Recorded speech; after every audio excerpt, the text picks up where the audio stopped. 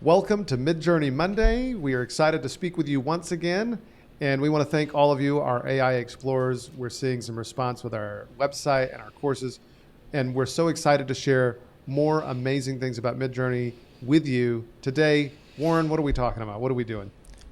We're going to do some abstract art with buildings Nice. and cityscapes.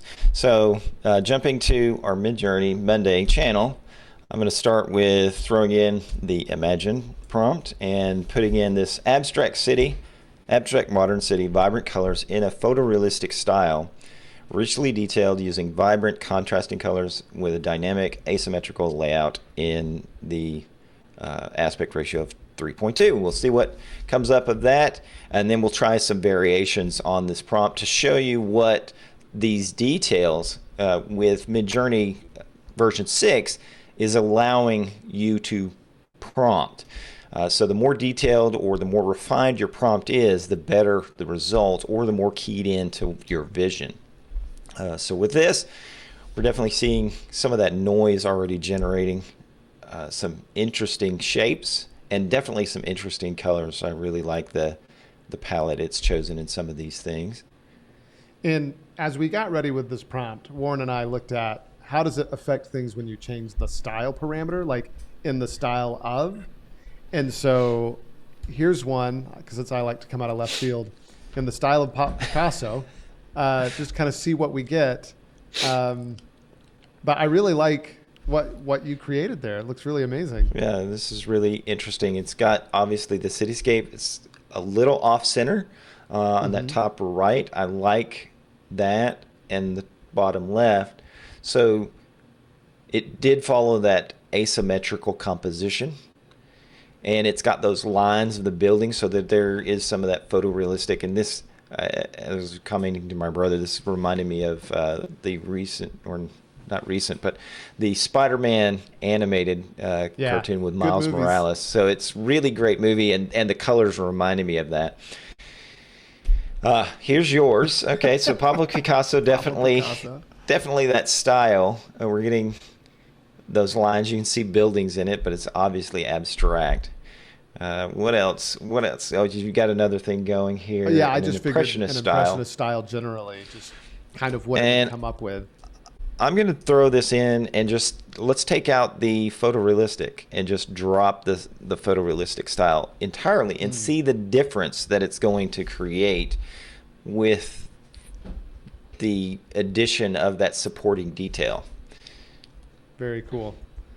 And I'm going to go ahead and do another one to get us ready for next week, just to kind of foreshadow what we're doing for our prompt then.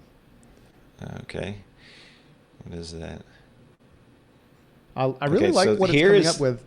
It's neat. Here's yours with the very impressionist style. So it's a little more free form. There isn't the fixed images. You can see the street and traffic, though. That's kind of interesting. Right. With the photorealistic style, we got sharp lines on the building edges. Like it was really trying to go for maybe even a tactile kind of feel with it. But with the impressionistic, we're just trying to create the idea of buildings. And I like that one on the bottom right because that looks cool. Well, one of the things that I like about the top right is the brush strokes. You can see the brush strokes within the images. Neat. So that's really interesting, an interesting detail. So now let's see. That's okay.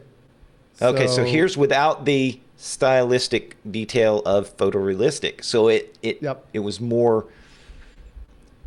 It tried a number of styles that obviously is feeding off of our recent Picasso style. So you have to keep that in mind when you're doing prompts. But I do like the bottom left and bottom right. They're still with the buildings, and they still have that feel. I like the bottom left and right. It has like kind of like a gritty urban look, if you can call this kind of bright colored gritty.